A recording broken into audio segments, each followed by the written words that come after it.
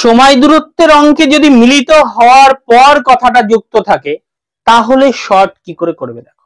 যেহেতু অঙ্কের মধ্যে দেখো কোথায় মিলিত হওয়ার পর আছে, বলেছে দুটি ট্রেন একই সময়ে কলকাতা থেকে মাধবপুর এবং মাধবপুর থেকে কলকাতার অভিমুখে যাত্রা শুরু করে। তারা মিলিত হওয়ার যথাক্রমে 1 ঘন্টা ও 4 ঘন্টা পর, তাহলে মিলিত হওয়ার কত কত ঘন্টা পর? 1 ঘন্টা ও 4 ঘন্টা পর গন্তব্যস্থলে পৌঁছালো। ট্রেন দুটির গতিবেগের অনুপাত কত? দেখো শর্ট কি করে করো, কিছুই না। দেখো এই যে মিলিত হওয়ার পর থাকলে এটা কি ছিল? আমাদের সময়ের বিষয় ছিল। কিসের বিষয়? সময়ের বিষয়।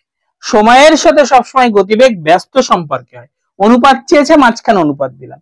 কিন্তু মিলিত হওয়ার পর কথাটা থাকার জন্য কি হবে?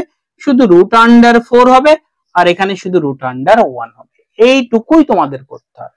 তাহলে এখানে 2:1 আমাদের কি হয়ে গেল? অ্যান্সার হয়ে গেল। এইভাবে করলে আমরা অঙ্কটা সব থেকে দ্রুত